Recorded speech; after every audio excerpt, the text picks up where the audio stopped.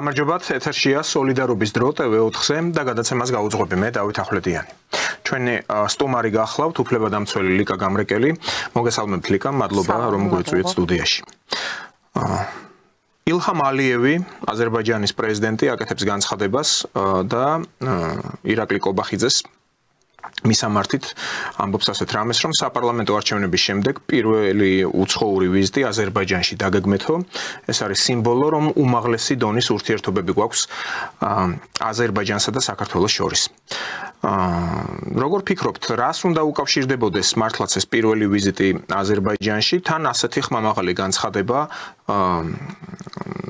აზერბაიჯანის პრეზიდენტი კიდევ ერთხელ ამბობს და ასევე ულოცავს არჩევნებში გამარჯვებას და ხას უსმევს აი ამ ორ ქვეყანას შორის ესეთ პარტნიორობას. ამავე დროს ცნობილი ხდება, რომ რუსეთსა და ირანს შორის იდება ხელშეკრულება.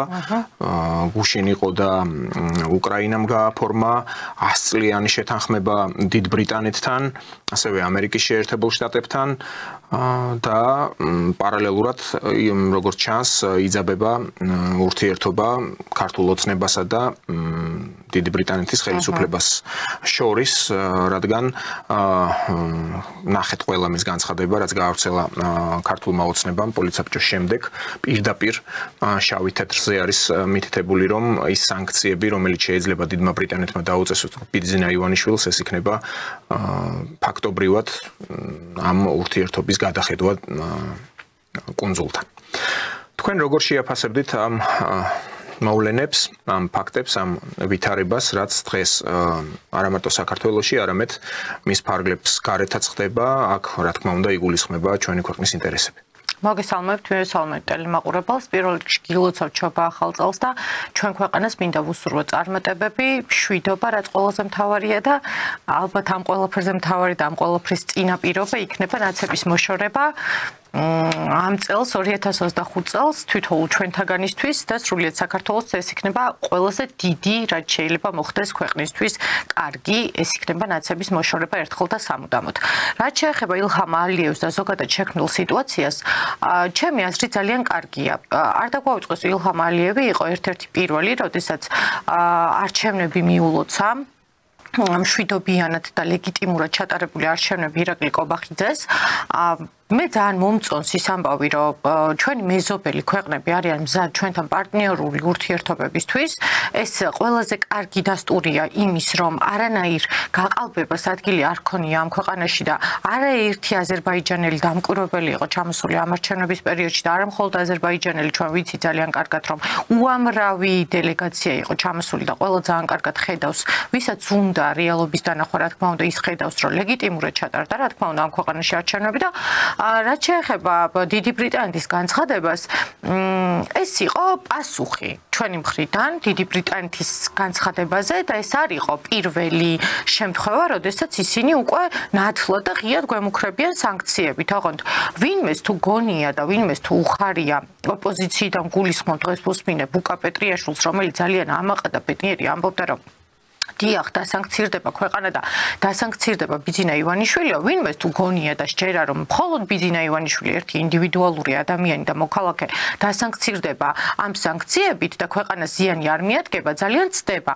ეს ნიშნავს იმას, რომ თქვენ ჩემო კარგებო, ბრჭყალებში კარგებო, რა თქმა უნდა, ხართ ამ ქვეყნის მტრები, ვისაც გიხარიათ ამ ქვეყნის დასანქცირება, ვისაც გიხარიათ ეს არაადეკვატური განცხადებები, რომელსაც არა მხოლოდ დიდი ბრიტანეთი აკეთებს, არამედ პარლამენტარებიც აკეთებენ განცხადებებს, თქვენ თუ ეს გიხარიათ, თქვენ ხართ ამ ქვეყნის მტრები პირდაპირ მნიშვნელობით და არანაირი გადატანითი მნიშვნელობა ამას არ შეიძლება რომ ქონდეს. რაც შეეხება ახლა ოპოზიციას, მივაბად, იმიტომ რომ პირდაპირ პროპორციულია ეს ყველაფერი ერთმანეთთან. ჩვენ ვხედავთ მათ ვიზიტებს უკვე გაშმაგებულები რო დარბიან ამერიკაში იმისთვის, რომ რაღაცნაირად შეეხვეწონ არ ვიცი, მე მგონი უჩოქებენ კიდევაც ტრამპის ადმინისტრაციას, იმიტომ რომ ძალიან კარგად ხვდებიან, რომ ბაიდენის ადმინისტრაციის შემდეგ ტრამპის ადმინისტრაცია, რა თქმა უნდა, იქნება მაქსიმალურად სხვა მხარეს, ასე რომ ვთქვათ, სხვა აბსოლუტურად სხვა ნაბიჯებს გადადგავენ ისინი სავარაუდოდ და ჩემი აზრით. ამიტომ ისინი დიახ ეხვეწებიან, რომ რაღაცნაირად მხარი დაუჭირონ ამ არანორმალურ მდგომარეობას, რაც დღეს საქართველოში ხდება და ეს არ შეიძლება ნორმალურმა ქვეყანამ, ან ნორმალურმა პოლიტიკოსმა შეაფასოს როგორც ნამდვილი ოპოზიციური აქციები ან ნამდვილი პროტესტი რაღაცის წინააღმდეგ. ძალიან ბევრმა ამ აქციის მონაწილემ უბრალოდ არც კი იცის რისთვის და რატომ დგას გარეთ. თუმცა ისიც უნდა ვთქვათ ობიექტურად, რომ რა თქმა უნდა მათ ხალხი შემოაკლდათ, რაც ძალიან გვახარებს და ისინი გადადიან მაქსიმალურად ძალიან რთულ ფაზაში, ასე რომ ვთქვათ, მათთვის რთულ ფაზაში, ჩვენთვის კიდე მაქსიმალურად მიუღებელში, იმიტომ რომ აღარ შეგვიძლია ადამიანებს იმის ყურება, როგორ დაასდევენ ეს ადამიანები თუნდაც მოსამართლეებს, ჩვენ ვნახეთ, რომ მოსამართლეების კორპორატიულ საღამოზე დაასდებდნენ ჟურნალისტები, ეგრეთ წოდებული ჟურნალისტები, მაგრამ სინამდვილეში პარტიის PR სამსახურის წევრები და არაადეკვატურ კითხვებს უსვამდნენ. წარმოიდგინეთ, ახლა მისდევ ჟურნალისტი მოსამართლეს და ეკითხება, თქვენ არ გეუხერხულება ჭამა? ანუ აღარც უნდა ვჭამოთ, იმიტომ რომ ვიღაც სამი ადამიანი დგას გარეთ და გაუგება რაღაცა საპროტესტებს. თქვენ არ გეუხერხულებათ, რომ ეხლა თქვენ უნდა იქეიფოთ, მაშინ როდესაც ახალგაზრდები სხედან ციხეებში და დიდი ბოდიში, მაგრამ ახალგაზრდებით ყვილას ხედან იმ ციხეებში? ანუ ის კადრები, რაც თვითონ ტევე პირველს გაეპარა არაერთხელ და პირდაპირ ეთერებს თუ გადავხედავთ, ამოჭრილი კადრები უამრავი შეიძლება დაიდოს ტევე პირველიდან, სადაც დიახ ისინი ჩადიან სისხლის სამართლის დანაშაულს, დიახ ისინი არიან ღირსები, რომ დღეს არიან კაპეზეებზე და ციხეებში. უფრო მეც იმსახურებენ სინამდვილეში, მაგრამ ეს ქართული ოცნების ლოიალური მიდგომა ამაძეც ვრცელდება. ამაძეც კი არა, ძირითადად ამაძე ვრცელდება.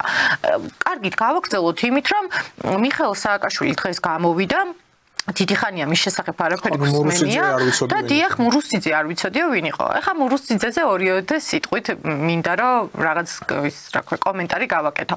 რანაირად შეიძლება მიხეილ სააკაშვილმა ასე სახეში ტყუილები გითხრას და ჩვენ ეს უნდა დავიჯეროთ, მაგრამ ახლა ჩვენ რა თქმა უნდა ეს არ გვჯერა, მაგრამ იმ ადამიანებს ხო შეჯერათ სავარაუდოდ, რომლებიც აქციაზე დგანან, ხო? მურუსიძე არ იცის თურმე ვინ იყო, ანუ არ იცის ვის აიძულა სანდრო გირგულიაზე იმ ვერდიქტის დადება, რა ვერდიქტის დადო მურუსიძემ თავის დროზე. მე არაერთხელ გამიკეთები ამის შესახებ განცხადება, რომ ყველა ადამიანს გმირობას ვერ აიძულებ და ვერ მოსთხოვ. ყველა თავის თავში აცნობიერებს არის თუ არა ის გმირი და მას შეუძლია თუ არა გმირული საქციელის ჩადენა. მურუსიძე სავარაუდოდ ჩემი აზრით და ეს არაერთხელ დადასტურებულა სხვათა შორის ემუქრებდნენ როგორც საკუთარი თავის ლიკვიდაციით, ასევე ოჯახის წევრების ლიკვიდაციით და მე პირადად ვერ მოვთხოვდი გმირობას. მას შეეძლო რა თქმა უნდა წასულიყო ამ საქმიდან ან აეცილებინა, მაგრამ ამას ესეც ვერ გააკეთა, იმიტომ რომ სავარაუდოდ ძალიან დიდი ზეწოლა იყო მაშინდელი რეჟიმის მხრიდან. დღეს რო გამოდიან ადამიანები და რეჟიმს ეძახიან ქართულ ოცნებას, ალბათ ძალიან ბევრი დამეთანხმება მით უმეტეს მაყურებელი, რომ მე ძალიან კრიტიკული ვარ ხოლმე ქართული ოცნების მიმართ, მაგრამ ნახეთ რანაირად შეიძლება და ამბობენ რომ არ შევადაროთ ქართული ოცნება იმას ნაციონალურ მოძრაობას. კი ბატონო გეთანხმებით, მეც არ მომწონს რომ ვადარებთ ქართულ ოცნებას ნაციონალურ მოძრაობას, იმიტომ რომ დაიღალა ხალხი ამით და მეც დავიღალე პირადად ამით. შედარებაც კი უხერხულია ხალხნო, რომ ეს ორი მართველი ძალა თავის დროზე ნაცმოძრაობა და დღეს ქართული ოცნება ერთმანეთს შეადარო, იმიტომ რომ მაშინ იყო და ხდებოდა სისტემური დანაშაული, ანუ სისტემურ დანაშაულს ჰქონდა ადგილი და ეს იყო ნამდვილად რეჟიმი. მაგრამ ქართულ ოცნებაშიც ხდება, ეს არის კონკრეტული ინდივიდუალური ადამიანების მხრიდან საკუთარი უფლებამოსილების გადამეტება, რაც კიდევ ქართული ოცნების ბრალია, რომ ნაცმოძრაობის არაერთი ადამიანი, არაერთი ლიდერი, თუ არაერთი კოჰაბიტირებული ადამიანი დაიტოვეს ძალიან საპასუხისმგებლო თანამდებობებზე. მათი ინერტულობის შლეიფი ეგრეთ წოდებული, ხო ის ნაცები და ეს კოლექტიური ნაცები, ხო ჩვენ ტელემაყურებელმა საკმაოდ კარგად ესმის და კარგად მოეხსენება, რატომ დაჰყო ასე დაანაწევრა დასავლეთმა იმ თუნდაც იმ ფინანსებით ან იმ ინსტრუქციებით ეს ერთიანი ძალა, რაც ნაცმოძრაობა დაარქვეს რამდენიმე პარტია სხვადასხვა სახელი, რომ შეიფუთოს ასეთი შეიქმნას ესეთი სურათი, რომ პლურალიზმია, რომ ესენი არიან სხვადასხვა ხალხი. იყოს და თუნდაც ადამიანებს ჰქონდეთ მხოლოდ კონკრეტულად ერთი პარტიის მიმართ აგრესია და იქ გადასული სხვა პარტიებში გადასული ნაცმოძრაობის ლიდერებზე აღარ იყოს ეს აგრესია. მხოლოდ ამიტომ გაკეთდა ეს რეალობა. მაგრამ ნახეთ აქ რა არის ყველაზე დიდი მაგრამ. ამ დღეების მანძილზე ჩვენ ვხედავთ ძალიან ისეთ გაღვივებულ ძალადობას აგერ გახარიასა და დიტო სამხარაძის შორის, აბუ-დაბიში მოქალაქესა და ერთი ჩვეულებრივ მოქალაქესა და ქართული ოცნების დეპუტატებს შორის, ანუ ირაკლი ზარქუა, ვიქტორ სანიკიძეს შორის რა თქმა უნდა, არავის არ მოგწონს ძალადობა და ჩვენ ძალიან ბევრი ვიბრძოლეთ იმისთვის, რომ ამ ქვეყანაში ძალადობა დასრულებულიყო ერთხელ და სამუდამოდ. მაგრამ აქ არის უდიდესი მაგრამ. კოლექტიურ ნაცმოძრაობას მხოლოდ ეს ადამიანზე ზემოქმედების ხერხი ესმით. ანუ მხოლოდ ერთი ენა ესმით, რასაც ქვია ძალადობა. თუ მხოლოდ ეს ენა ესმით და სხვა ენაზე ისინი უბრალოდ ვერ საუბრობენ, მათ არ აქვთ ამის არანაირი შეგრძნება, რომ სხვა ადამიანზე ზემოქმედების საშუალება არსებობდეს ძალადობის გარდა, მაშინ კითხვა მიჩნდება, მე მგონი ძალიან ლეგიტიმური, რომ რანაირად უნდა ველაპარაკოთ მათ სხვა ენაზე. ანუ დიახ, მე არ მომწონს ძალადობა.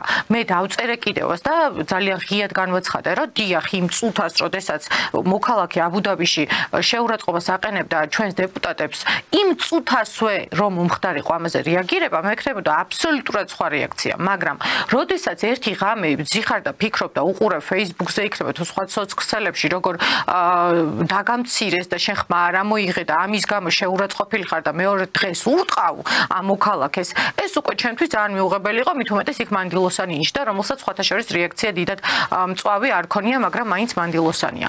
აი რაც შეეხება გახარიას დიტო სამხარაძის შორის, აქ ნათლად ჩანდა, რომ გახარია იყო მაპროვოცირებელი ამ ყველაფრის, პირველმა დაიწყო გახარიამ და ეს არის თვით პიარისთვის გაკეთებული ძალადობის ხერხები და გახარიას პარტიის არაერთ წარმომადგენელს გაუკეთებია ბოლო პერიოდში მსგავსი რამ, იმიტომ რომ გახარია ძალიან კარგად ხვდება, რომ მათ უბრალოდ ნაცმოძრაობის და კოლექტიური ნაცმოძრაობის ფონზე ძალიან დაბალი პიარი და ძალიან დაბალი რეიტინგი გააჩნიათ, ამიტომ ისინი ცდილობენ, რომ ესე თითოეულურად რაღაცა პროვოკაციების ხარჯზე აიწიან საკუთარი რეიტინგი, რაც ძალიან სამარცხვინოა ჩემი აზრით, იმიტომ რომ გახარია სხვა დონის პოლიტიკოსი იყო და სადამდე დაეცა. მე პირადად შემრცხვებოდა მის ადგილას. რაც შეეხება ეს ძალადობის ენას, რომელიც ნაცმოძრაობას ესმის, დიახ, ჩვენ არ ვიცით სხვა ენაზე როგორ ველაპარაკოთ. მე კიდევ მაქვს ძალიან დიდი აგრესია იმასთან დაკავშირებით, რომ ერთი ჩვეულებრივი მოქალაქე თუ მოსთხოვს შეურაცხყოფაზე და პასუხს გაცემს და პასუხს მოსთხოვს შეურაცხყოფაზე, ჩვენ გვიჭერენ და იმას რა ქვია, ქართული ოცნების დეპუტატებს რატომღაც ეს ყველაფერი ჩვეულებრივად უნდა გაუვიდეთ. ესეც არ არის სწორი. არა მხოლოდ ქართული ოცნების დეპუტატებს, ხალხო, ასევე იმ ოპოზიციის წევრებს, რომლებიც პირდაპირ აგრესიაზე გადმოდიან, რატო უნდა გაუვიდეთ? საერთოდ რა ქვეყანაში ვცხოვრობთ? ანუ ექსტრემიზმის ნიშნები არის. მაგას ვიძახი ზუსტად, რომ რახან შეცოტავდნენ, ეხლა მაქსიმალურად ცდილობენ, რომ აი ეს აგრესიული ხერხებით გამოიწვიონ არა მხოლოდ დეპუტატები, არამედ ჩვეულებრივი მოქალაქეებიც, რაც უფრო საშიშია, ვიდრე დეპუტატის გამოწვევა, ხო? ანუ საშიშია იმ კუთხით, რომ შეიძლება უფრო სავალალო მდგომარეობამდე მივიდეთ და მაშინ ქვეყანა არ არის ეს უბრალოდ დაემსგავსა რინგს, სადაც ვინ მოიგებს, მაგის მიხედვით უნდა გადაწყდეს ამ ქვეყნის ბედი, რაც მართლა ძალიან დაბალი დონის პოლიტიკას მიუთითებს და საერთოდ პოლიტიკა გაქრა, მე მგონი ამ ქვეყანაში და მხოლოდ რინგის და წესებ გარეშე ბრძოლის იმად გადაიქცა, რა ქვია, შლეიფად რაღაცა ეს მოედო ეს შლეიფი. ეს არის ძალიან სამარცხვინო. სამარცხვინო ასევე ის ფაქტი, რომ ამ ყველაფერს აპრავებენ, ამართლებენ ის ადამიანები, ანუ ოპოზიციის ძალადობას გულისხმობ, ის ადამიანები, რომლებიც საკუთარ თავს მსოფლიო პოლიტიკოსებს ეძახიან. ანუ იმ დღეს გამოვიდა ვიღაც არ მახსოვს და ამბობს, რომ ესო გახარიას მიმართ ძალადობაო, გახარიას ძალადობა კი არა, გახარიას მიმართ ძალადობაო, სავარაუდოთო უკვე ტრამპსო უდევსო მაგიდაზეო და ნახაო. იცით რა მაინტერესებს ეს კადრები თუ მართლა ვინმე და აქვე გასათვალისწინებელია, რომ რა ვერ უნდა გაიგოს რამდენიმე საელჩოს წარმომადგენელი პირდაპირ გამოეხმაურა, განაცხადეს, რომ სწორედ გახარია იყო მსხვერპლი, ანუ მასზე განხორციელდა თავდასხმა და იქ ასევე ბრიუსელიდან ემისრების სახშიც კი ესტუმრნენ. ნუ ეს ახლა ხო ღიმლის მომგვრელია ეს ყველაფერი, იმიტომ რომ ვხედავთ როგორი ტენდენციური გახდა ეს ყველაფერი და ვხედავთ როგორი მიკერძოებულები არიან ეს საელჩოს წარმომადგენლები, როგორ აცდენილები არიან რეალობას, აცდენილები არიან ობიექტურობას, მხოლოდ იმიტომ რომ რაღაცნაირად საკუთარი ქვეყნის ინტერესები გაატარონ იმ ქვეყანაში, რომელსაც არ უნდა არავის შლეიფის ქვეშ ყოფნა, არავის არ უნდა რომ ვიღაცის მონა ერქვას და მეცაც ვიტყვი, მონები არიან ზუსტად ეს ადამიანები. დიახ, მონები არიან იმ ფულის, რის გამოც დაიწყო ეს ყველაფერი. ანუ რეალურად ეს ყველაფერი ხო დაიწყო გამჭვირვალობის შესახებ კანონით, ხო? და მერე უკვე გადასცდა ყველანაირ ზღვარს და ეხა უკვე ვეღარ გაიგეს რის წინააღმდეგ გამოდიან და რა აქციებს ატარებენ. მონები არიან იმ ფულის, რა ფულიც შემოსდით მათ და ეს პატარა ახალგაზრდები, ანუ პატარას ვეძახი, იმიტომ რომ 17-18 წლის ბავშვს და ახალგაზრდას არ მოეკითხება ჭკუა. ეს ახალგაზრდები სხვისი ჯიბის მონები გახდნენ. საკუთარი ჯიბის მონობა ხო კატასტროფა და საშინელებაა და სხვისი ჯიბის მონობა რა დონეზე ამაზრზენია და რა დონეზე ჭკუას მოკლებულია, კიდე ცალკე სხვა თემაა. ანუ მგონია რომ სერიოზული ფსიქოლოგიური პრობლემები აქვს უკვე ამ ახალგაზრდებს, იმიტომ რომ ვერ ვგებულობ რანაირად შეიძლება გიგაურის ჯიბის მონა გახდე და სხვას ეძახდე რუსეთის მონას. სხვას, რომელსაც ამ ქვეყანაში საერთოდ არ ჭირდება. აი ამ რუსეთის მონობასთან დაკავშირებით, რადგან ამ თემაზე ზოგადად ვსაუბრობთ და აქვე იქნა ნახსენებია ეს ჯო ვილსონი, რომელიც არის ჰელსინკის კომისიის თავმჯდომარე. თქვენ ბრძანეთ ლიკა რომ პრეზიდენტს ტრამპს მე ვუთხარიო, მოვახსენე რომ საქართველოში არჩევნები გაყალბდა, მივეცი ინფორმაცია და დარწმუნებული ვარ ის ამას იკვლევს. ხო და ამ ოპოზიციის მთავარი ეს იარლიყები რაც კი ისმის ხელისუფლების მისამართით არის ის რომ ეს არის რუსული ხელისუფლება, რუსული მთავრობა, რუსეთის მონებო, აი ეს რუსეთი არის გამოყენებული ეს თვითონ სიტყვა. ხო, არათუ სუთ კონტექსტში, როგორც ბუას ისე იყენებენ. კი, არასწორ კონტექსტში, აი უფრო მეცაც გეტყვით ბატონო დავით, ეს მაგალითად გამოვიდა ბუკა პეტრიაშვილი და იძახის რომ აი ეს განცხადება რომელიც პოლიცსაბჭოს ხდომის შემდეგ ბრიტანეთთან, დიდ ბრიტანეთთან დაკავშირებით გაკეთდა, ეს რუსის დაწერილი განცხადებაა. ხვდები თქვენ როგორი უკვე აცდენილები არიან საერთოდ ფსიქიატრიის. და ეს ზუსტად ამ თემასთან დაკავშირებით მინდა რომ ავხსნა და თქვენ პოზიციას გამოხატავთ. უბრალოდ ახლა ხალხი გვისმენს, გვიყურებენ, გარკვეული რეიტინგიც გვაქვს, საკმაოდ ბევრი ნახვებია და ამიტომ ჩვენი უპირველესი მოვალეობა რა არის, რომ ადამიანები არ შევიყვანოს შეცდომებში, არ მოვახვიოთ, თქვათ, ჩვენი ნააზრევი მათ თავს, მივცეთ საშუალება რომ თვითონ გააანალიზონ. აქ საკითხი ეხება თუნდაც იმას, რომ პრემიერ-მინისტრი კობახიძე და ასევე საგარეო საქმეთა მინისტრი ახალი ქალბატონი ბოჯორიშვილი ჩავიდნენ აზერბაიჯანში. აქვე იყო განცხადება ილჰამ ალიევის გადაცემის დასაწყისში უკვე ვთქვით, როგორ მიულოცა პრემიერ-მინისტრ კობახიძეს. ინტერესებზეა აქ საუბარი. სამ დღეში, როდესაც შევა ოფიციალურად ოვალურ კაბინეტში დონალდ ტრამპი, თქვენ როგორ ფიქრობთ? აი ეს რომ გამოირიცხოს იარლიყი, რასაც ოპოზიცია იყენებს, აი ეს რუსეთის მთავრობა, რუსეთის მონებო და ასე შემდეგ. ალიევის განცხადება არის მკაფიო. ასევე სტრატეგიული პარტნიორობა და განცხადებები, ერთ-ერთი პირველი იყო ასევე თურქეთი, ვინც მიულოცა ამ ხელისუფლებას არჩევნებში მოგება.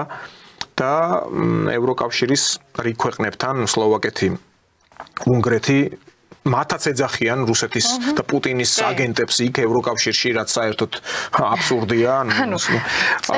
როგორ ფიქრობთ, როგორ მოხდება საბოლოო ჯამში თუნდაც აი ეს რა სავაჭრო მომენტები შეიძლება იყოს განხილული, ანუ ვაჭრობა შედგება, ამას ვერ გავექცევით.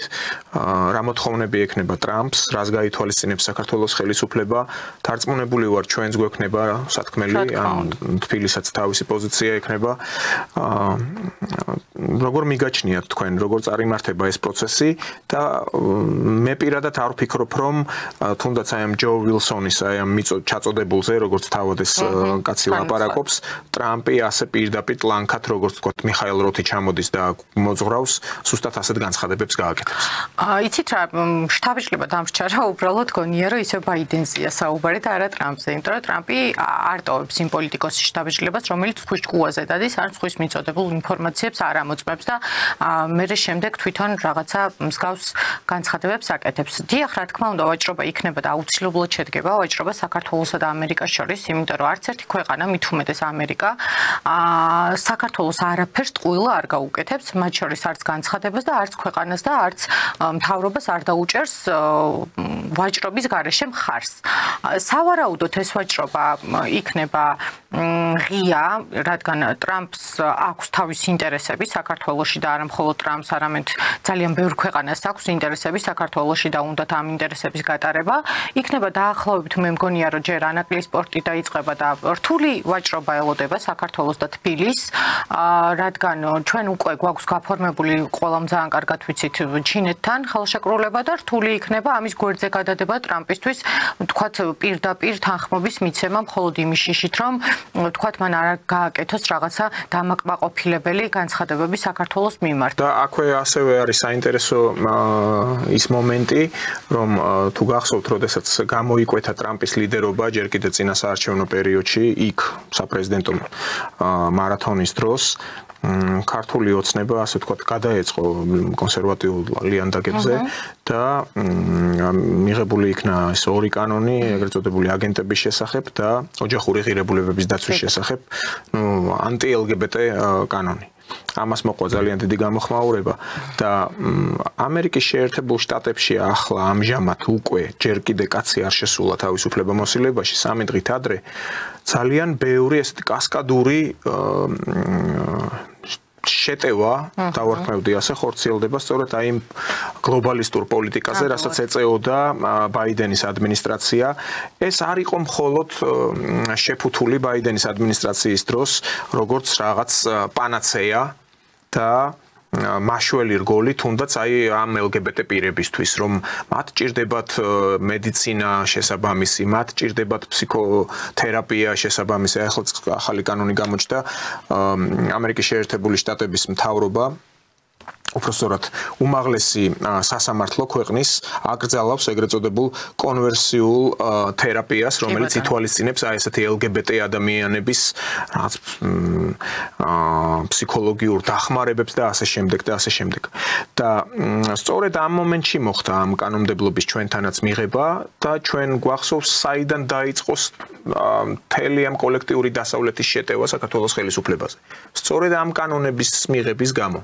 ამ აგენტების კანონის. აქ ახლა მოდი შევთანხმდეთ, რომ ძალიან გაგვიმართლა, იმიტომ რომ ტრამპი აქამდე სანამ იყო პრეზიდენტი, ანუ პირველი მოწვევის დროსაც, ტრამპი ამ ყველაფრის წინააღმდეგ გამოდიოდა და ეხლაც ჩვეულებრივად, ანუ არ ერიდება სიტყვას და ეძახის ავადმყოფებს ამ ადამიანებს, ანუ სერიოზულ წინააღმდეგობას გაუწევს, ჩემი აზრით, ამ ყველაფერს და მათ პროპაგანდას აკრძალავს მთლიანად ამერიკაში. სპორტსმენებსაც აუგზავნებს. კი ბატონო, აბსოლუტურად აკრძალავს ამერიკაში, რაც რა თქმა უნდა ჩვენთვის ძალიან კარგია, იმიტომ რომ ძალიან სწორად მიღებული კანონი იყო. მე უბრალოდ წინაზე ჩვენ ამაზე ვისაუბრეთ ბატონო დავით, რომ ჯგუფი კეთდება, როგორც ვიცით, კომისია იქმნება, რომელიც გამჭვირვალობის შესახებ კანონზე იმუშავებს და განიხილავს პუნქტობრივად და ძალიან არ მინდა მაგალითად მე პირადად, რომ იგივე კომისია შეიქმნას ამ ოჯახური ღირებულებების შესახებ კანონთან მიმართებაში, იმიტომ რომ ამ კანონში არაფერი ისეთი სახამუშო, ასე რომ ვთქვათ, ან მიუღებელი არაფერი არ არის. ეს არის კანონი, რომელიც თვითონ მოქალაქეზეა მორგებული, კანონი, რომელიც იცავს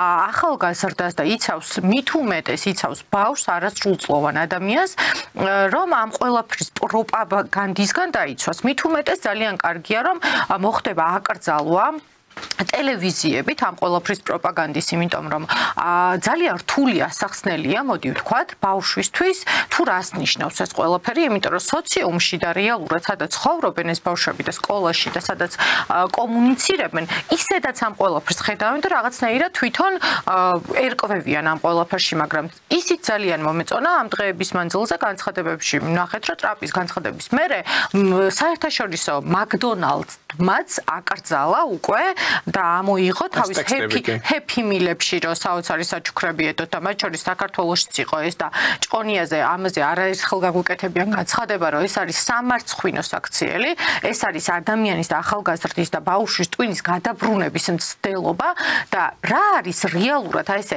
გლობალურად რო ვისაუბროთ რა არის LGBT ნიშნავს იმას რომ ვიღაცას თავის ტვინში მოუვიდა აზრად რომ ძალიან პლანეტაზე ძალიან ბევრი ადამიანია და ჩვენ უბრალოდ აღარ უნდა გავმრავლდეთ.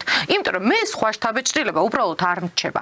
ეს არის პირდაპირ ადამიანობის და კაცობრიობის წინააღმდეგ აი ესეთი ბომბი, რომელსაც გამოაცალეს ეგრეთ წოდებული ის რა ქვია ბეჭედი და აფეთქებას ექვემდებარება უკვე, იმიტომ რომ წარმოუდგენელია ესეთ პატარა ქვეყანაში, ესეთ პატარა მოსახლეობის მქონე ქვეყანაში, როგორც არის საქართველო, ამ ყველაფრის პროპაგანდიზმი წარმოუდგენელია, მაშინ როდესაც ჩვენი ეკლესია, ჩვენი პატრიარქი ამდენი წლის მანძილზე მაქსიმალურად ცდილობს, რომ შობადობა რაც შეიძლება დიდი გახადოს და რაც შეიძლება პროცენტობა ამის მოემატოს, ამ დროს აი ეს პროდასავლური არასწორი პოლიტიკა, რასაც პირდაპირ პროპაგანდას უწევს ეს გონება ჩამორჩენილი მართლა ოპოზიცია, ეს ყველაფერი ჩვენთვის მისაღები იყოს. ანუ ქართველი კაცის, ქალის, დედაკაცის გენში ეს წარმოუდგენელი რამეა და დიახ, ამ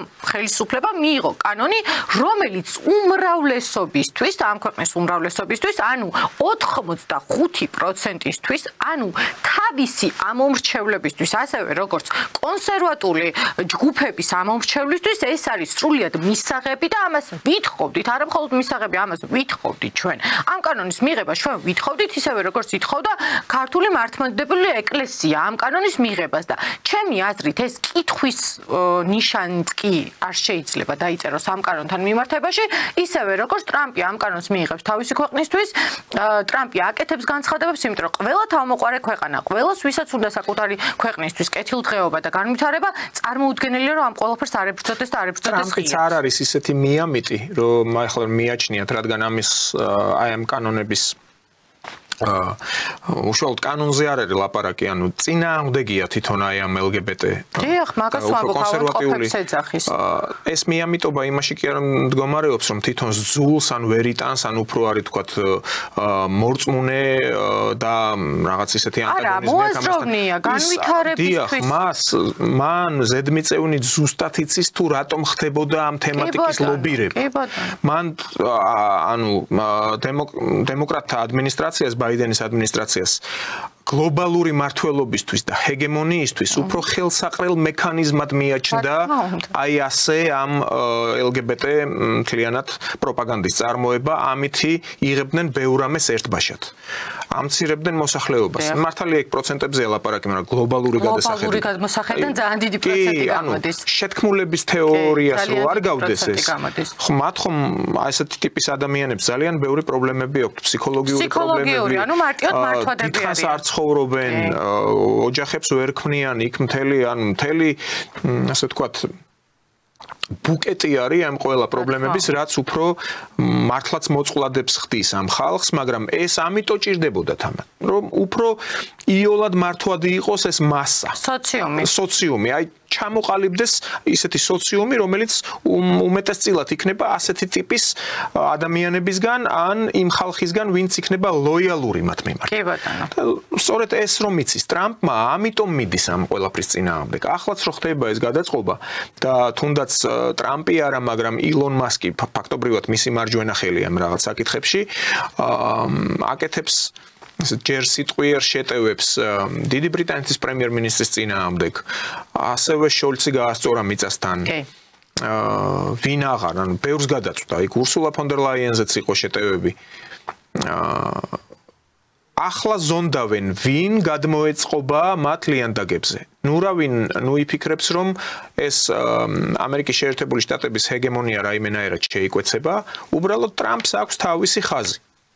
და და სწორედ ორბანის, ფიცოს და ასეთი ადამიანების, ვინც კონსერვატიულად არიან განწყობილები, უფრო ხელსაყრელი იქნება ერთი გაგების, ერთი ჭკუის მოწყობის ხალხის ესეთი კონგლომერატის შექმნა. აი ეს არის მთელი შინაარსი და ტრამპი ამას ახლა ყველაფერს ერთბაშად ცვლის. დღეს თქვა ეს ორბანმა 3 დღეც მოითფინეთო. 3 დღეც მოითფინეთო, თქვენ ნახავთ საიდან ამოვა ახლა მზეო ევროპისთვის. ორი კოალიცია იქნება, მე მგონია რა, რაღაცა ის ტრამპისტები, ასე რომ ვთქვათ, ანუ მისი პოლიტიკის თანამოაზრეები, ასე რომ ვთქვათ და მეორე მხარე, რომელიც ამ ბაიდენის ძველ პოლიტიკას, რომელიც უკვე თვითონ ბაიდენი იყო მკვდარზე ვენოკი და ზუსტად იგივე დაეწყებათ, ეხლა ამათაც სავარაუდო და დიდი იმედი მაქვს, მაგრამ აქ ყველაზე მნიშვნელოვანი არის რა, რომ ამ სოფლიო პოლიტიკის ფონზე საქართველოს როდესაც შემოიტანა კანონი გამჭვირვალობის შესახებ, ჩვენ ვხედავთ, რომ უდიდესი ქვეყნები იღებდნენ იგივე კანონს, ანუ ზუსტად იგივე კანონს, უფრო მკაცრსაც კი, მაგრამ საქართველოს ეს კანონი არ უნდათ და გამოდიოდნენ ამ კანონის წინააღმდეგ და აკეთებდნენ განცხადებებზე ესე მჭერმეტყული ფრაზებით გამოდიოდნენ, რომ ეს კანონი მიუღებელია ქვეყნისთვის და ასე შემდეგ, მაგრამ თავის ქვეყანაში ჰქონდათ. ზუსტად იგივე ხდება ამ LGBT თემებთან დაკავშირებითაც, როდესაც თვითონ პროპაგანდას უკრძალავენ, ანუ პროპაგანდა თვითონ არ მოსწონს, თუნდაც ამერიკას, ხო? მაქსიმალურად ეცდება ახლა ტრამპი რომ აქცალოს, მაგრამ ამ პატარა ქვეყნებისთვის იგივე არ უნდათ. ანუ რატომ არ უნდათ ახლა? მოდით ნახეთ. საქართველოს ერთ-ერთი უძველესი ქვეყანაა, რომელსაც გააჩნია ალბათ ყველაზე ძლიერი და დიდი პოლიტიკა. რას ნიშნავს პოლიტიკა კი არა, ისტორია. ეს რას ნიშნავს? ეს ნიშნავს იმას, რომ ჩვენი გენი ბევრად უფრო ძლიერია, ჩვენი ტრადიციები ბევრად უფრო ძლიერია, რისი ჩამოშლა ძალიან ჭირდებათ, რადგან ადამიანის და ზოგადად ქვეყნის მართვა, ანუ ქვეყანა რა არის? ქვეყანა არის მოსახლეობა, ხო? მოსახლეობის მართვა მაშინაა შესაძლებელი და მაშინაა უფრო მარტივი, როდესაც მას ჩამოუშლის საძირკველს და ეს საძირკველი საქართველოს ძალიან ღრმა აქვს და ამ ღრმა საძირკველის მოცლაც ცდილობენ ერთმანეთზე გადაკიდებით ამ საზოგადოების, რომელიც უკვე აირია მართალი ბრძანდებით, ფსიქოლოგიურად არეულია, იმიტომ რომ ვიღაცას მოსწონს, ვიღაცას სახლში შვილი ყავს ესეთი, ვიღაცა უკვე გახდა ლოიალური ამ ყველაფრის მიმართ და ეს ყველაფერი რატო ხდება? იმიტომ რომ პროპაგანდა ასეთი ძლიერი და ამაში უდიდესი ფული იდება. ანუ ხალხო, მე იმის თქმა მინდა, რომ დღეს ახლა ვინც მიყურებთ, მე მაინც ვფიქრობ, რომ ძალიან ცოტა ოპოზიციონერი გვიყურებს, მაგრამ ერთიც რო გვიყურებდეს იმის გასაგონად, რომ შენ, აი კონკრეტულად შენ, ოპოზიციის წარმომადგენელი რო ხარ, შენ ხარ მონა, მე არ ვარ მონა. რუსეთუმეს მე რომ მეძახი, მე კი არ ვარ მონა ხარ შენ LGBT თემის და მათი დაფინანსებლების ფულის მონა ხარ შენ. და ჩვენ მონები გავხდებოდით მაშინ როდესაც იმაზე ვიტყოდი თუ არის ფულის გამო, რა ჩვენ ღრმად გვწამს და ღრმად გვჯერა, ეს არის საქართველოს განვითარება და ეს არის ის, რისთვისაც უნდა იბრძოდეს მართლა ეს ქვეყანა და ეს ქვეყანა უნდა იბრძოდეს. თავის დროზე ახლა რო ადარებენ, ძალიან ვგიჟდები მაგას, რომ ადარებენ ენის დაცვასთან დაკავშირებით აქციებს. რანაირად შეიძლება შეადარო 99-90 წლების აქციებს ეს აქციები? ან რანაირად შეიძლება შეადარო ნაცების დროს გაკეთებულ აქციებს ეს აქციები? გაუგება რაღაცას იცავთ. ანუ იცავთ იმ ამბავს, რომ ქალი ქალთან კარგია და თავისუფლება რაღაცა სიშიშვლეს. ვინმე დაგიშალათ რამე დაგიშალათ, ვინმე სახში შემოგივარდა და დაკრძალათ. ერთი ცემის გამო, რომ გამოყავარ წყობიდან მილიონები გერიცხებათ. ზუსტად ამ მილიონების მონები ხართ. ზუსტად ეს გინდათ, რომ ეს მილიონები მე გამოიყენოთ სამოქალაქო ომისთვის და ზუსტად ის გინდათ, რომ მე მოიყვანოთ ორბანი რაშუაშია და როთისნაირი გათხოვილი კაცი გინდათ მოიყვანოთ ამ ქვეყნის ხელისუფლებაში და თქვენ გონიათ რომ ამას დაუშვებს ვინმე. აქ აღარ არის ქართულ ოცნებაზე ლაპარაკი, აქ არის ხალხზე ლაპარაკი. იმ უმრავლესობაზე, რომელსაც თქვენ აიძულეთ, რომ ქართული ოცნება მოიყვანა ისევ ხელისუფლებაში. თქვენი ბრალია, რომ დღეს ქართული ოცნებაა ხელისუფლებაში, იმიტომ რომ უმრავლესობა არ დაუშვებს არასდროს კოლექტიური ნაცის მოყვანას. ვიღაცა გამომივარდება და მაგალითად გახარიას პარტიის წევრებს აქვთ ხოლმე ძალიან ამაყად რომ მეუნებია, რომ მე არ ვარ ნაციონალი. აბა ვინ ხარ? ნაცთან გვერდზე მდგარი ნაცზე უარესია. ის ვინც მეუნება რომ მე ნაცი არ ვარო, მაგრამ მის პოლიტიკას დღეს ატარებს ქვეყანაში. ზუსტად ის უარესია ვიდრე ნაციონალი და კოლექტიური ნაციონალი. პარტიის წევრები ნაციონალები კი არ არიან, პროვინციალები არიან. აქ ყველაზე დიდი პრობლემა იცით რა არის? ზუსტად პროვინციალები არიან. აქ ყველაზე დიდი პრობლემა იცით რა არის? დღეს როდესაც შენ არ იცი, ვინ უნდა მოიყვანო ხვალ ხელისუფლებაში, მაგრამ იბრძვი და იბრძვი რისთვის, ან რა ლოზუნგით ესეც არ იცი, ანუ შენ როგორ შეიძლება ქვეყნის კი არა, სახლის მართვა ჩაგაბაროს ადამიანმა და ეს გეგონოთ, რომ ეს ნორმალურია. დღეს გამოდიან ჩვენ წინააღმდეგ და ჩვენ გამოვყავართ რუსეთუმეები, მაშინ, როდესაც არაერთხელ მithქვამს, რომ ამ სოფლიოში არ არსებობს ცუდი ქვეყანა.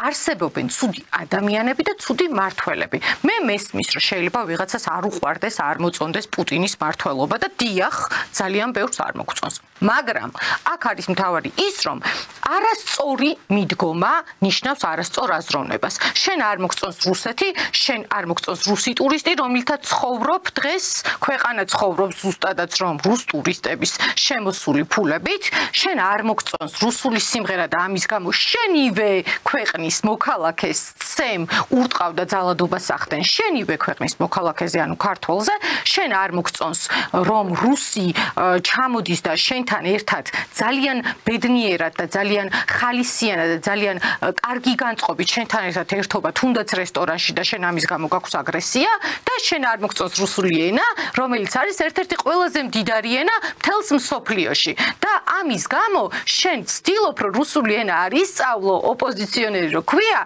და დარჩე გაუნათლებელი და რუსმა რო შეგაგინოს ან მარტივად ვამბობ რომ შეგაგინოს ან შეურაცხყოფა მოგაყენოს გირჩევნია უბრალოდ მოიყრუო თავი და არ გესმოდეს ვიდრე პასუხი გაცა და გესმოდეს რას გეუნება ანუ აი ესეთი დაბალი დონის მარაზმატიკოსებთან გვაქვს დღეს საქმე და მეორე ადამიანი არ უნდა გამოვიდეს და არ უნდა გითხრას რომ მე ნაციონალი არ ვარ. მელია, როდესაც სოლიდარობას გიცხადებს ბატონო გიორგი გახარია, დიახ, თქვენ ხართ კოლექტიური ნაციონალი. თქვენ ხართ უკვე ამ დაჯგუფების, ამ სატანისტური ქვეყნის მოწინააღმდეგე და საერთოდ ვიღაცის მონა საწყალი, გათხოვილი როთის მონა, ადამიანების კიდე მონა. ანუ რას ერთხელია როთის მონა ნაცი რო არის და ნაცის მონა გიორგი გახარია რო ხარ როგორ მართლა დაბლა დაეცი და ნოლს ქვემოთ ხარ და მე როგორ ფიქრობთ ეხლა რადგან ახსენებთ ამ პიროვნებას ეს მისი მსოფლმხედველობაა და მისი პოლიტიკური არჩევანი რა კურსიც უჭირავს თუ თუნდაც ის როდესაც იყო პრემიერ-მინისტრი ისევე როგორც სალომე ზურაბიშვილი გარკვეულმა წრეებმა აი ჭყალებში პირობითად deep state-მა როგორც სალომე ზურაბიშვილი დასვეს აქ პრეზიდენტად გასაგებია ხშირად ადანაშაულებენ ბიძინა ივანიშვილს, მაგრამ ბიძინა ივანიშვილმა რა ქნას. ანუ ის ამ პატარა ქვეყანაში ცხოვრობს, რა თქმა უნდა, ბევრი ასეთი აი ამ თუნდაც აი ამ deep state-ების თუ ადრე იყო, თუ ახლა არის გათვალისწინება და ლავირება უწევდა და ახლა მოუწევს და რაც არ არის მარტივი, მაგრამ მოდი თქვათ სიმართლე რომ ის სალომე ზურაბიშვილი აქ შემთხვევით არ იჯდა პრეზიდენტად და თქვენ არ ფიქრობთ რომ როდესაც იყო გახარია პრემიერ-მინისტრი ესეც არ იყო შემთხვევით არა შემთხვევითობა გახარიას პრემიერ-მინისტრობა არა მხოლოდ ფიქრობ დარწმუნებული ვარ იმაში რომ არ ყოფილა გახარიასგან სხვათა შორის მე სულ ვამბობ ხოლმე და დღესაც მინდა რომ განმეორდე რომ ქართულ ოცნებას ყავს ძალიან ცუდი პიარი მაგრამ გახარიაზე რატომღაც ამ პიარმა ყველაზე კარგად იმუშავა აი ნახეთ ყველაზე ისეთი როგორ თქვა გადიდკაცებული პრემიერი იყო გახარია და რატომ მას არაფერი არ გაუკეთებია არც შინაგან საქმეთა მინისტრი რო იყო მაშინ არც შემდეგ უკვე პრემიერი რო გახდა მაშინ საოცრება გახარიას არ გაუკეთებია მაგრამ ეს პიარი მუშაობდა ძალიან კარგად გახარიაზე და ეს ყველაფერი არ იყო შემთხვევითი რომ გახარია გახადეს შემდეგ უბრალოდ სექტანტებიც კი გამოუჩნდა გახარიას და ჩვენ არაერთი დაპირისპირება ვნახეთ ამ სექტანტი ქალებისგან არც ყველა პარტიას ყავს მოდი შევთანხმდეთ სექტანტი და ამ სექტას შორის სერიოზული ჭხუბები იყო და ამბავი იყო და დაპირისპირება სიტყვიერი თუმე ფიზიკურშიც კი გადაიზარდა გახარიასგან შექმნეს კულტი რომელიცაც გახარიას საერთოდ არ იმსახურებდა მით უმეტეს გახარია არ არის ჯგუფური პოლიტიკის მატარებელი ადამიანი ანუ მისთვის არასდროს ქართული ოცნება არ წარმოადგენდა ესე რომ ვთქვათ რაღაცა შრომის ობიექტს ანუ ქართული ოცნების დეპრემიებს რა ქვია პრემიერ-მინისტრებს რო გადავხედოთ ახლა ღარიბაშვილს მაგალითად ძალიან ბევრი ქონდა თავიდან გაკეთებული ამ პარტიისთვის და ეს მისთვის იყო მეორე სახლი და ეს იყო ძალიან შიგნით ქონდა უკვე ქართული ოცნება და მას არ შეეძლო სხვანაირად. მაგრამ გახარია საერთოდ არაფერი არ გაუკეთებია, მან პარტიის შიდა რეგლამენტიც კი არ იცის წესიერად, მან არ იცის როგორ უნდა ჩამოაყალიბოს პარტია. მე პირადად მქონდა შეხება გახარიას პარტიასთან, როდესაც უბრალოდ არ იცოდნენ რა როგორ უნდა გაიკეთებინათ, იმიტომ რომ გახარიას არ აქვს ამის გამოცდილება და არ იცის ქართული ოცნება როცა იქნებოდა გიორგი გახარია იქ არ იყო, ხო? თუმცა მე ვთვლი როგორ იცით, ნახეთ, სალომე ზურაბიშვილი რატომღაც ძალიან დიდ ლობირებას უწევს ზუსტად რომ ამ პოლიტიკოს და მე ვფიქრობ რომ ზუსტად სალომე ზურაბიშვილის ლობისტები რომლებიც ის თავის დროზე დასვეს ასე რომ ვთქვათ კანდიდატად და შემდეგ უკვე ხალხმა გაიყვანა ზუსტად ის ლობისტები არიან დღეს გახარიას ლობისტებიც საერთაშორისო არენაზე რადგან გიორგი გახარია რომელსაც უბრალოდ არც პარტია აქვს ჩამოშლილი თავზე ჩამოშლილი პარტია ყავს ჩემ და სამწუხაროდ ეხა არ მინდა ხოლმე ამაზე ღიად საუბარი მაგრამ ჩემი ყოფილი თანამებრძოლებით საკმაოდ დიდი რაოდენობით არიან დღეს გიორგი გახარიას პარტიაში რაც ჩემთვის ძალიან სამწუხარო ინფორმაციაა და ამას მე არ განვაგრძობ იმიტომ რომ მე თვითოული მათგანის ბრძოლას და თვითოულ მათგანს უდიდეს პატივს ვცემ როგორც არ უნდა იყო და რა პოლიტიკაშიც არ უნდა იყვნენ და მე მათზე ცუც არასდროს არ ვიტყვი მით უმეტეს ღია და საჯაროდ თუ რამის თქმა მინდა აუცილებლად პირადად ვეტყვი ამ ადამიანებს თუმცა აი ესეთი ღირსების მატარებლები ეს ადამიანებიც რომ იყვნენ ანუ ჩემს ყოფილ თანამებრძოლებს არ გულისხმობ ზოგადად პოლიტიკოსებს გულისხმობ ამ ღირსების მატარებლები ისინიც რომ იყვნენ და მათ საჯაროდ არ გამოფინონ ხოლმე უკაცრავად ბინძური საცვალი სხვა ადამიანის იქნებოდა ძალიან კარგი და იქნებოდა ბევრად ჯანსაღი პოლიტიკა, ვიდრე ეხლა გვაქვს რეალურად წარმოდგენილი ქვეყანაში. გახარიას შემთხვევაში მე ვიცი რომ დაფინანსება საერთოდ არ ქონდა. ეგ კი არა, წინა არჩევნებზე ძალიან ბევრ ადამიანსაც ხელფასი ვერ გადაუხადა და ამ არჩევნებზეც არ ქონდა დაფინანსება და ფაქტია რომ გახარიას რეალურად პროცენტი დაეწერა ზუსტად ამ ლობისტებიდან გამომდინარე, რომელსაც სალომე ზურაბიშვილი სავარაუდოდ შუაში უდგას ამიტომ იყო რომ ჩვენ კარგად გვახსოვს რომ ხელმოწერასთან დაკავშირებით რაღაც ფარატინა ფურცელი რო ქონდა სალომე ზურაბიშვილს გაკეთებული სადაც ოპოზიციონერ ლიდერებს აწერინებდა ხელს იქაც ძალიან ბევრი იბრძოლა სალომე ზურაბიშვილმა რომ გახარიას ინტერესები გაეტარებინა და ეს ქალი არასდროს არ აკეთებს უბრალო თქვათ კეთილგანწყობის გამო რაღაცას მით უმეტეს არასდროს არ გაუკეთებს არც ერთ დღევანდელ ქართულ პოლიტიკოს რამეს იმიტომ რომ უბრალოდ კარგად არის განწყობილი ან პოზიტიურად არის მის მიმართ განწყობილი რა თქმა უნდა თავის ინტერესი აქვს გახარიას მიმართ და შესაძლებელია რომ რადგან გახარიას ჩამოშლილ პარტია აქვს და ძალიან ბევრი ძველი ადამიანი რომელიც ნაცების წინააღმდეგ იბრძოდა ის ადამიანები ყავს სალომე ზურაბიშვილი რაღაცა გასცაკანს ამ პარტიისას ხედავს კი ბატონო და აქვე რაც შეეხება საქართველოს პრემიერ-მინისტრის მირაკლი კობახიძის ვიზიტს აზერბაიჯანში. ცნობილია რომ გააკეთეს ერთობლივი განცხადებები. რატომ ვამბობ ახლა ამას? ჩვენთვის რა თქმა უნდა მნიშვნელოვანია საქართველოში როგორ წარიმართება პროცესები ახლო მომავალში და აზერბაიჯანის პრეზიდენტი ილჰამ ალიევი აქცენტს აკეთებს იმაზე, რომ კარგი საინვესტიციო გარემოა საქართველოში. ანუ ეს ნიშნავს პრინციპში დიდი ფინანსური ნაკადების რესურსების აი მდერეფნის გამოყენებით, რაც პრინციპში უნდა ამოქმედდეს გამოყენება და ფიქრობთ თუ არა რომ ეს ნაბიჯები იქნება ქმედითი, რადგან ალიევი ამბობს, როგორც ჩანს არის ინტერესები, რომ თუნდაც აზერბაიჯანმაც განახორციელოს აქ ინტერესები, ეს პირდაპირ პროპორციულია იმისა, რომ თურქეთიც გადადგამს ანალოგიურ ნაბიჯებს და კიდევ ასევე საგულისხმოა ის ინიციატივა, რომელიც გააჟღერა მირაკლი კობახიძემ და შესთავაზა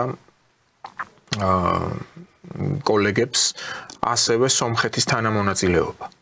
ანუ რეგიონში სამი ქვეყანა სომხეთი, აზერბაიჯანი და საქართველო უფრო მჭიდროდ თანამშრომლობდნენ. ეს ძალიან საინტერესოა და ძალიან რთული სამეულია ასე რომ ვთქვათ, იმიტომ რომ აზერბაიჯანს სომხეთს შორის ეს მრავალწლიანი დაპირისპირება ერთმანეთში ყველამ ძალიან კარგად ვიცით, უბრალო ადამიანმა ძალიან კარგად იცის ეს მათი ერთმანეთის მიმართ არაკეთილგანწყობა, ძალიან ისე რომ ვთქვათ, მაგრამ იცით რა არის ძალიან საინტერესო ალიევის ეს განცხადება, იმიტომ რომ მით უმეტეს აი ამ სიტუაციაში, როდესაც აქციები არის ქვეყანაში, როდესაც ესეთი ქვეყნის პრეზიდენტი და არახელწამოსაკრავი ადამიანი, ასე ანუ თამამად შეგვიძლია ხო რა ვთქვათ, რომ არახელწამოსაკრავი ადამიანი ფიქრობს, რომ საქართველოს ინვესტიციისთვის ძალიან კარგი ადგილია და ფიქრობს, რომ დღეს გვაქვს ის მდგომარეობა ქვეყანაში, სადაც შეიძლება რომ ინვესტიციები განხორციელდეს, ეს ნიშნავს იმას, რომ მას ეს აქციები არ გონია საშიშად არ მიიჩნევს, ანუ და ამის გამო არ უფრთხის, თქვათ, ქვეყანაში განხორციელებულ ინვესტიციებს.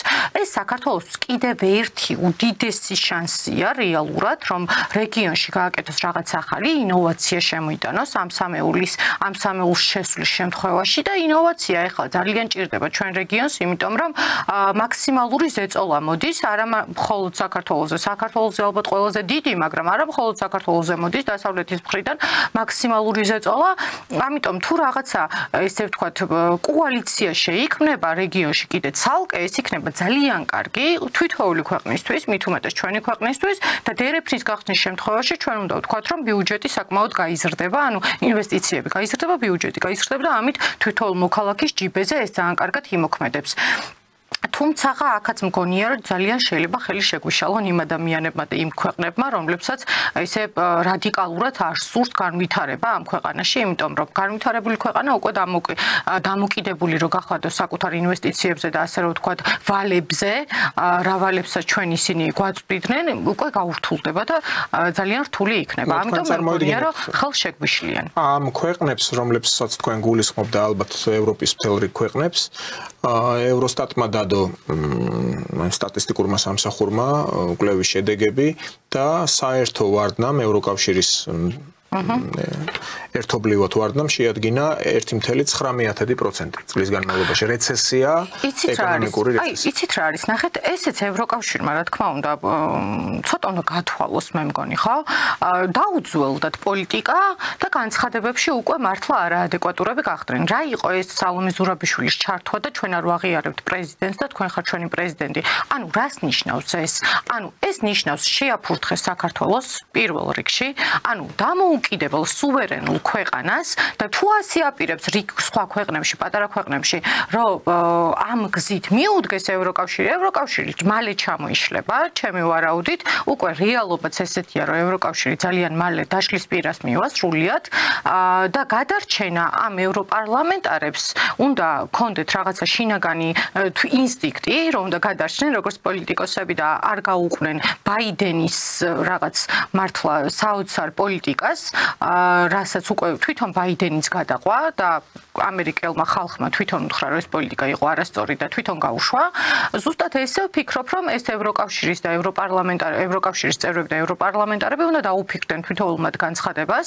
მით უმეტეს უნდა მოერიდონ რადიკალურ განცხადებებს პატარა ქვეყნების მიმართ, იმიტომ რომ გადარჩენა ზუსტად შეიძლება რომ პატარა ქვეყნებში იყოს. მით უმეტეს ისეთ ქვეყნებში, რომელიც არის როგორც არის საქართველო და რომელიც აშკარად ჭირდება ძალიან ბევრ ევროპულ ქვეყანას, როგორც არ უნდა იყოს ის განვითარებული და ამ ყველაფრის ფონზე კიდევ ძალიან საინტერესო იქნება, რას გააკეთებს ორბანი, იმიტომ რომ ორბანი ჩვენ ძალიან კარგად ვიცით, როგორ იყო ჩვენს მიმართ კეთილგანწყობილი და როგორ მეგობრულ და ზუსტად რომ ძალიან პარტნიორულ ურთიერთობებში ცდილობს რომ შემოვიდეს, ძალიან საინტერესო იქნება, იმიტომ რომ ორბანი შეიძლება სადღაც ხიდი აღმოჩნდეს საქართველოსა და ამერიკას შორის და ზუსტად იმ მოლაპარაკებებზე, რაზეც ჩვენ უწინ საუბრობდით, შეიძლება ამ მოლაპარაკებებში ზუსტად რომ ელჩის როლი ზუსტად ორბანმა იკისროს, რადგან თავიდანვე მან განაცხადა, რომ ტრამპისთვის ტრამპს დაუდო იმასთან დაკავშირებით ჩვენც ხო ვიცით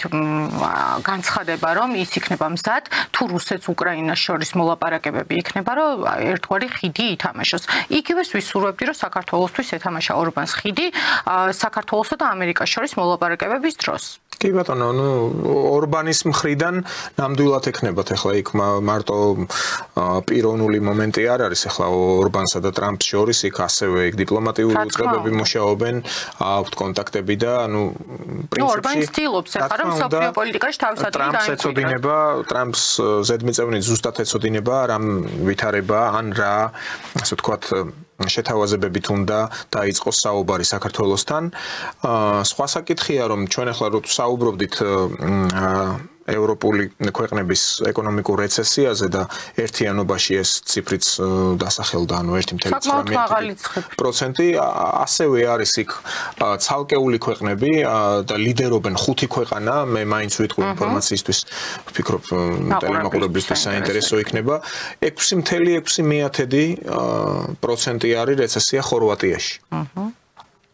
5.6% ირლანდიაში, ავსტრიაშია 5%, 3.9% არის ლუქსემბურგში და 3.3% გერმანიაში. ეს გერმანიისთვის ძალიან დიდი ციფრია.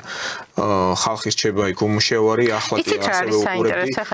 კარანტინი აქვს გამოცხადებული, გავრცელდა, ახლა გერმანია ცნობილია თავის ხორცეულით, ხორცის წარმოებით, მთელი ამ ცეხვეული, სოსისი, ასე შემდეგ რაღაც.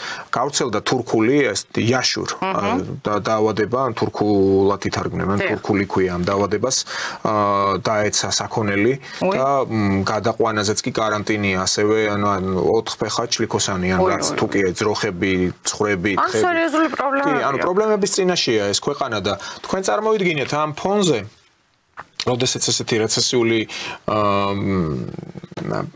წინვარებს. კი, ვითარება არის ევროკავშირში, თუ იქ ენერგორესურსებია ამაზე, რა თქმა უნდა, პასუხისგებელი ვინაიდან გაუძვირდათ, იქ უკრაინა აშანტაჟებს და ჩაკეტა გადაკეტა ვინტილი და ამ დროს გამოდის დავითაშვილი, ლევან დავითაშვილი, ვიცე-პრემიერი, რომელიც სოფლის მეურნეობის მინისტრი ხო? დიახ.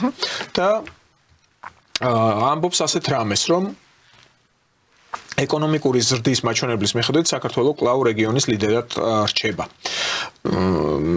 სახელდება ციფრებიც 6.7% არის წინსვლა. ანუ უფრო აიწია ამ ეკონომიკურმა შესაძლებლობებმა ქვეყნის ეკონომიკური განვითარების კუთხით. საინტერესოა, ну, პრინციპში ახლა ეს რა თქმა უნდა აისახოს ადამიანებზეც. მაგრამ თუ ასე გაგრძელდა, აქ ლოგიკურად ბმაში არის კითხვა. კრიტიკა რომ ისმის საქართველოს მიმართ, ეს იმას ნიშნავს, რომ იწყება საქართველოს კონკურენტად აღქმა. და ეს ყველაფერი არის შენიღბული ზუსტად აი ამ შოუს. ძალიან კარგია თუ საქართველოს ესეთი პატარა ქვეყანა გახდა კონკურენტუნარიანი ესეთი ბუმერაზი ქვეყნების, როგორიცაა თქვათ გერმანია მაგალითის დონეზე. მაგრამ ნახეთ, აქ ყველა საინტერესო რა არის. რუსეთი ამდენი წლის ომის ფონზე ძალიან მაღალი ისინი აქვს ციფრები აქვს რუსეთსაც ამ დროს ეკონომიკური აღმავლობის და უფრო მეტიც მილიონების რიცხვი აქვს გაზრდილი რუსეთს. მაშინ, როდესაც რომ კითხოთ ევროპას, მათ ყველამ დაასანქცირეს მთელი ევროპა რუსეთის წინააღმდეგ, მაგრამ რუსეთი ვითარდება, ხო? ეს ძალიან საინტერესო რაღაცნაირი შედარებაა, იმიტომ რომ ევროპა, რომელსაც თვითონ თავის ქვეყნებში არსად არ აქვს სანქციები და ეხლა თქვა გერმანია არაფრით არა დასანქცირებული და სხვა ქვეყნები, მათ აქვს დაღმავლობა და რუსეთს აქვს აღმავლობა. ანუ რას ნიშნავს ეს, რომ რაღაცა სადღაც ატარებ არასწორ პოლიტიკას. და ამ პოლიტიკაზე უნდა დაფიქრდე და შენ შიდა პოლიტიკას ვერ აკეთებ, სხვას რას ურჩევ, ხო? თქვათ, ეხლა საქართველოს მიმართ რომ ესეთი მწვავე განცხადებებით გამოდიან, მაშინ ჩვენ აღმავლობა გვაქვს ეკონომიური კუთხით, ხო? საკუთარ ქვეყნებზე დაფიქრდნენ, იქნებ საკუთარ ქვეყანაში უფრო ბევრი სამუშაო აქვთ და არიციან. ანუ აი ეს არის ყველაზე დიდი პრობლემა დღეს მსოფლიოში, რომ რაღაცნაირად ხვის ფონზე ცდილობენ თავი გაიტანონ. სინამდვილეში კიდე გერმანიაში ჩვენ ძალიან კარგად ვიცით, გადასახადები როგორი რაოდენობა გადასახადების აქვს საქართველოში, არც კი დაესიზმრება და მაგიტო არ მესმის ხალხო, სად გარბი ხართ, რო გარბი ხართ, რო გინდათ ამ ევროპაში. თქვენ შეგიძლიათ იმაზე რა ამდენი გადასახადი გადაიხადოთ, ან თქვენ შეგიძლიათ რომ კანონის მონები იყოთ. კი ბატონო, კანონის მონები იყავით და წადით ამ იმაში ევროპაში, დამოუკიდებლად წადით, ინდივიდუალური ადამიანები წადით, მაგრამ ამ ქვეყანას რო ეუბნებით, რომ გინდა თუ არა ევროპაში უნდა შევიდეს, ეს ქვეყანა ვერასდროს ვერ იქნება კანონის მონა, იმიტომ რომ ჩვენში ეს არ ზის, ჩვენ ეს არ გამოგვდის და ჩვენ ეს არ გამოგვივა არასდროს. საქართველოს ვერ გახდება კანონის მონა, იმიტომ რომ ჩვენ არ ვართ ზოგადად კანონმორჩილი ერი. ესე რომ ვთქვათ რა, უამრავი პრობლემაა ქართულს ამასთან დაკავშირებით. კანონთან მიმართებაში ჩვენ ესე დამოკიდებულები ვერ გავხდებით ვერასდროს როგორც ევროპაში ხდება და ზოგადად თუ ვინმეს გონია რომ ევროპაში შემოსვლით ამ ქვეყანას რეალური სარგებელი ექნება, მაშინ ძალიან ცდება, იმიტომ რომ ჯერ ერთი ევროპაში ვინ გიღებს რომ შეხვიდეთ, ვინ გეპატიჟებათ და არ გვეპატიჟებიან და არ შევდივართ, ეს კიდე ცალკე თემაა, მაგრამ მეორე საკითხია რომ მითხარით 5 სიკეთე რა შეიძლება მოუტანოს ევროკავშირმა საქართველოს. ევროკავშირმა რომელიც უკვე ძალიან ცუდ პრობლემებშია და მე მგონი რომ დაშლის პირას არის. კი ბატონო და ჩვენ მცირედ რო გვჩება გადაცემის დასრულებამდე და სააკაშვილი კიდე ერთ განცხადებას აკეთებს ვიცით რომ სასამართლო პროცესზე ჩართვები აქვს. ოპოზიციური ერთობა არ არის სილამაზის კონკურსი, მათ ვისაც გისოსებს უკან ჩემი ყოფნა უნდათ, არ ესმით მე რომ თქვენს შორის ყოფილიყავი, ყველაფერი მოსჩენილი იქნებოდა მშვიდობიანი. სააკაშვილი თავის კანდიდატების მანიას ვერ ცდება თან დეპრესია. მე მგონი სულ ცუდ მდგომარეობაში აქვს ფსიქიკა უკვე და ფსიქოლოგიური მდგომარეობა მას ძალიან მძიმე აქვს. ერთადერთი განცხადება და ერთადერთი კომენტარი რაც შეიძლება ამასთან დაკავშირებით გააკეთო, ძალიან გათავხედებულია ჩემო მეგობრებო და კიდევ ერთხელ ვამბობ, ქართული ოცნება დროზე მოეგეთგონს და გადაიყვანეთ სააკაშვილი იქ, სადაც მისი ადგილია, ანუ ციხეში. რა ინტერნეტი, რა ჩართვები, რა ოროთახიანი ლუქსი, რომელიც ვივამეთში აქვს, არა ბატონებო, გადაიყვანეთ ციხეში, სადაც მისი ადგილია და თქვენ ამას დაგვპირდით წინა საარჩევნოდ, რომ ნაცმოძრაობა სრულად იქნებოდა აღმოფხვრილი და უნდა დაიწყოთ სააკაშვილი და დაამთავროთ რიგითი ხოშტარიათი. ყველა აბსოლუტურად უნდა განეიტრალდეს და განეიტრალება სააკაშვილის ხდება მხოლოდ ესე, რომ გადაიყვანოთ ციხეში. უამრავი პატიმარი დღეს თავს დამცირებულად გრძნობს იმის გამო, რომ მას არ აქვს საშუალება, რომ თვეში ერთხელ მაინც შეხვდეს თავის ოჯახის წევრს და სააკაშვილი ჩვეულებრივად ყოველდღე ასობით სტუმარს იღებს თავის რეზიდენციაში, ასე რომ ვთქვათ, ვივამეთში. და მეორე ძალიან მნიშვნელოვანი რაღაც და მინდა იცოდეს, აუცილებლად მინდა იცოდეს ქართულმა ოცნებამ, რომ ორადორი რეალური ძალა არსებობს ნებისმიერ ქვეყანაში. პირველი ეს არიან ახალგაზრდები, რომელიც ხელიდან გაუშვიდა ეს მთლიანად თქვენი ბრალია და მეორე ეს არის ციხე. და პატიმრების გაბრაზებას ჯობს გადაიმტერო, არ ვიცი, 50% საკუთარი ამომრჩევლის, იმიტომ რომ პატიმარი ისეთივე ძალა, როგორც ახალგაზრდა გარეთ. ახალგაზრდები გაუშვით ხელიდან და სააკაშვილს ნუ მიცემთ საშუალებას და სააკაშვილის ვივამეთში ყოფნას ნუ მიცემთ საშუალებას, რომ პატიმრები ამაზე კიდევ უფრო მეტად გაბრაზდნენ, ვიდრე ახლა არიან გაბრაზებულები და თქვენ წინააღმდეგ რაღაცა რიგი ნაბიჯები გადადგნენ, იმიტომ რომ პატიმარს აკვირდება მართლა მთელი მსოფლიო ყოველთვის ციხეში და მით უმეტეს მასობრივი პროტესტი პატიმარს რო შეუძლია ციხეში, ესე ვერასდროს ვერ გაგიკეთებთ აქ ნაცმოძრაობა გარეთ და მით უმეტეს პატიმარს ყავს თვითოულს ყავს ოჯახები გარეთ და ისინი თუ გამოვიდნენ ძალიან ცუდად წაგივათ საქმე. მადლობა ლიკა გადაცემაში სტუმრობისთვის. ჩვენი საეთერო დროც ამოიწურა ამასობაში. მე ტელემაყურებელს შევახსენებ, ჩვენი სტუმარი გახდათ უფლებადამცველი ლიკა გამრეკელი. ჩვენ უკვე შევხვდებით ორშაბათს. მადლობა ყურადღებისთვის. ნახვამდის. მადლობა.